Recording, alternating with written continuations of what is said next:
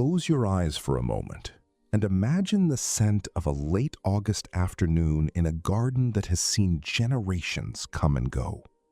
It is a scent that doesn't just sit on the surface of the air. It anchors you to the earth. It is the smell of sun-warmed dust, the sharp, resinous perfume of crushed green stalks, and that unmistakable, heady sweetness of a fruit so ripe it is practically vibrating with life. We are talking about the tomato. But not the pale plastic spheres you find under the harsh fluorescent lights of a grocery store.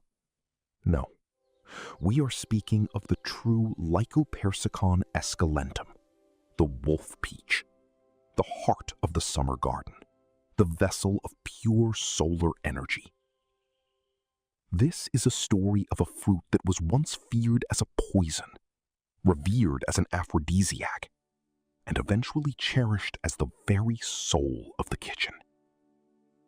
This is a journey into the deep red center of the garden's most sacred inhabitant. The history of the tomato is not a straight line. It is a winding vine, twisting through the centuries, clinging to the walls of human ambition and superstition. Long before it graced the tables of Tuscany or the windowsills of Brooklyn, the wild ancestor of our modern tomato grew as a tiny, berry-sized fruit on the coastal highlands of western South America. The Aztecs called it tomatl, meaning the swelling fruit.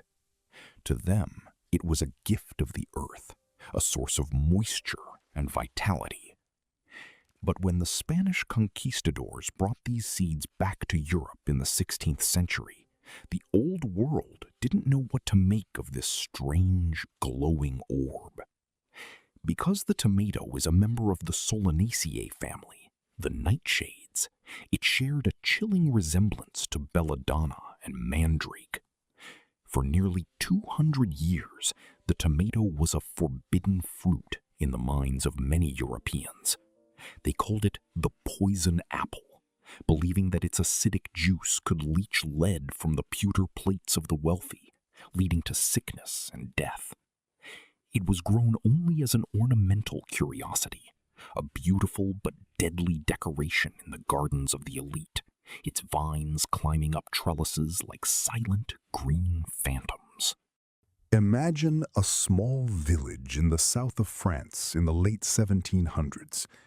There is a legend of a young herbalist who saw the beauty in the red fruit when others saw only danger. She watched the birds peck at the skins and remain unharmed. She felt the warmth radiating from the fruit after a long day in the sun and felt a pull toward its hidden energy. In the secret corners of her garden, away from the prying eyes of the village elders, she began to cultivate them. She noticed how the plants responded to the rhythm of the moon, how they reached for the morning light with a desperate, beautiful hunger. She was the first to understand that the tomato is a bridge between the celestial and the terrestrial. When she finally dared to take a bite, she didn't find death. She found the taste of the sun itself. This transition from fear to love is woven into the very DNA of the plant. When we grow tomatoes today, we are participating in a long-standing rebellion against fear. We are choosing to trust the abundance of nature. In the realm of feng shui and spiritual gardening, the tomato is a powerhouse of yang energy. Its vibrant red color, the color of the root chakra, of blood and of fire, brings a pulsing vitality to any space it occupies.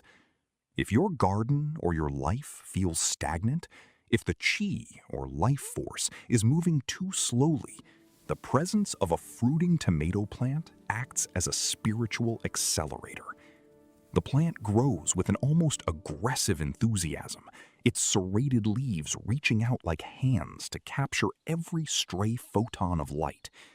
This is why, in many traditional cultures, The tomato is seen as a symbol of domestic prosperity. To have a heavy harvest of tomatoes is to have a home filled with living gold. The roundness of the fruit represents completion and the cycle of the seasons, while the internal structure, the many chambers filled with seeds and juice, is a literal map of fertility and infinite potential. When you slice a tomato open and see that intricate architecture, you are looking at the sacred geometry of life itself. But to witness this magic, one must become a master of the ritual.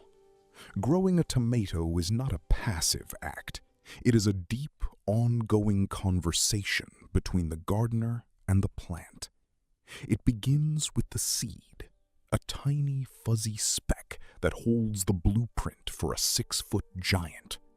When you press that seed into the soil, you are not just planting a crop, you are setting an intention. The soil must be more than just dirt. It must be a living sanctuary. A master gardener knows that the secret to a transcendent tomato lies in the dark alchemy of the earth. You want a medium that is rich with decomposed organic matter, black gold. Think of leaf mold, aged manure, and compost that smells like the floor of an ancient forest. This soil should be loose and friable, allowing the delicate white roots to navigate the underworld with ease.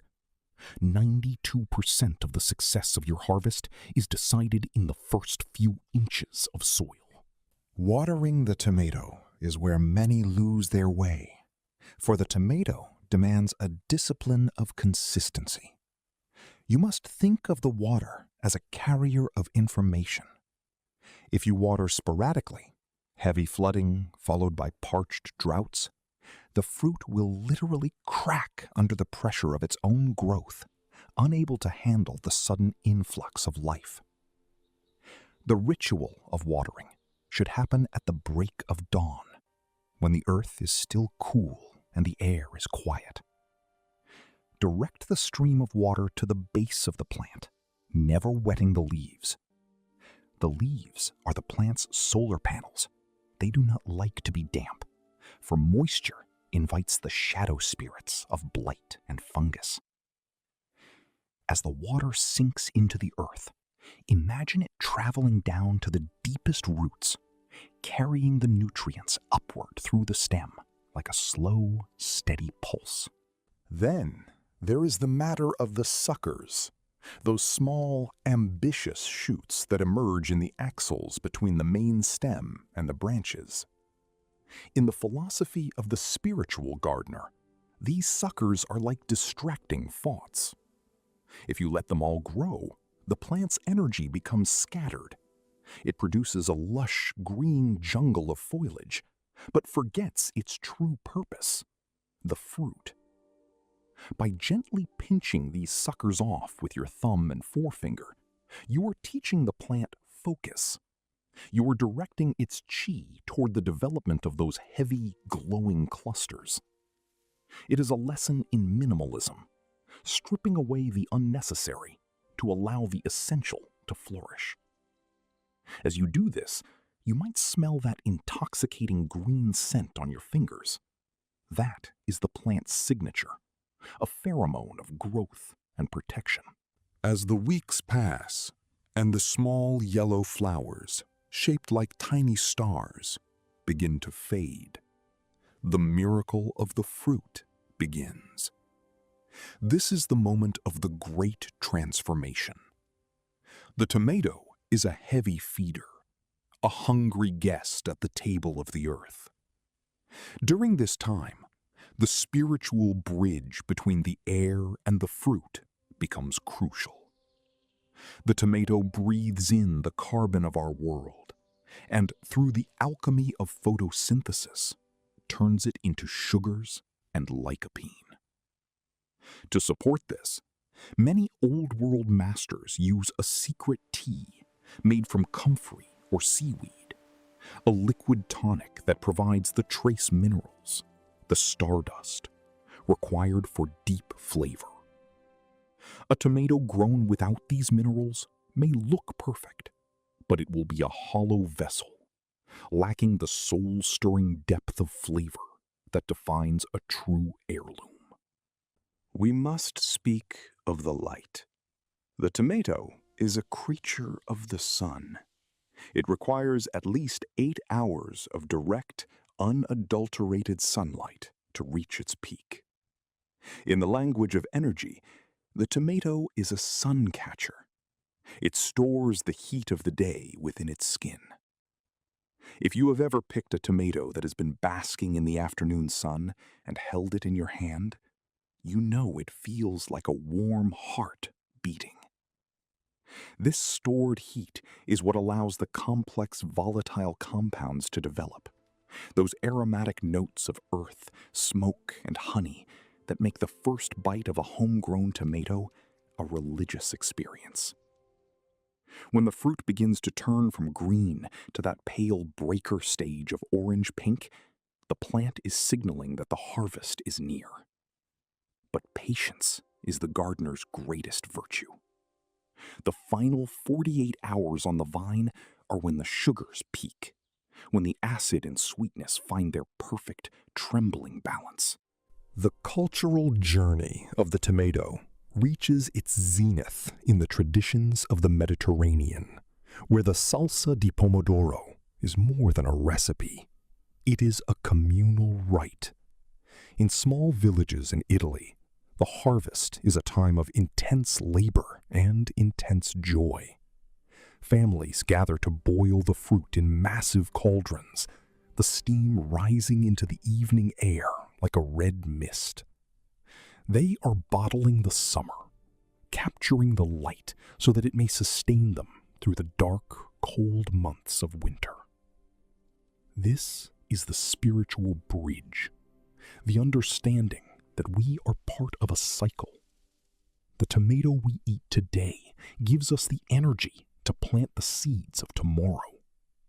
Its high concentration of antioxidants and vitamins is nature's way of ensuring the gardener stays healthy enough to continue the work. In the quiet of your own garden, when you stand before your vines, take a moment to observe the silence. The tomato plant is a silent teacher of resilience. It can endure the scorching heat. It can survive a sudden storm if its roots are deep enough. And it gives of itself until the very first frost of autumn claims it. There is a profound melancholy in the end of the tomato season. The vibrant green vines begin to yellow and wither, their work finished. But in that decay, there is a promise. Every fruit that fell to the ground and was forgotten contains hundreds of seeds, each one a tiny spark of life, waiting for the return of the sun. As you conclude your season, as you take that final harvest into your kitchen, treat it with the reverence it deserves. Do not put them in the refrigerator, for the cold will kill the spirit of the flavor, silencing the aromatic song of the fruit. Keep them on a wooden bowl on your counter, where they can continue to breathe. When you finally slice into one, look at the juice that spills onto the board. It is the very essence of the earth's generosity. The tomato reminds us that even from the smallest, most misunderstood beginnings, something magnificent can grow. It tells us that with focus, nourishment, and a little bit of sun, we too can produce something that is both beautiful and sustaining. This is the path of the spiritual gardener. It is not just about the yield. It is about the connection.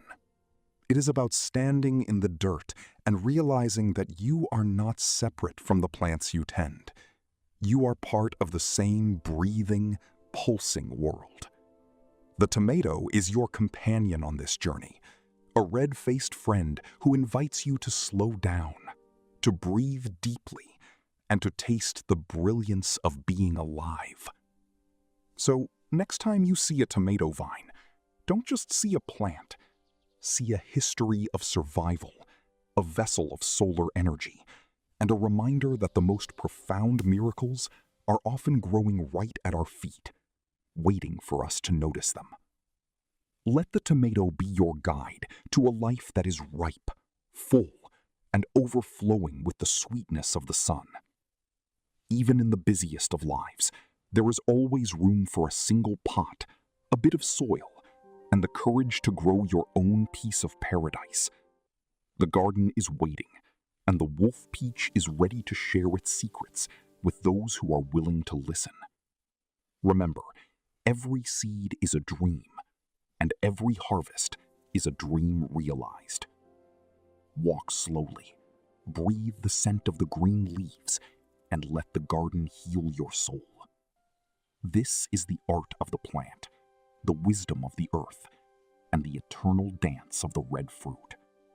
Enjoy the stillness, enjoy the growth, and most importantly, enjoy the taste of the summer that lives forever within the heart of the tomato.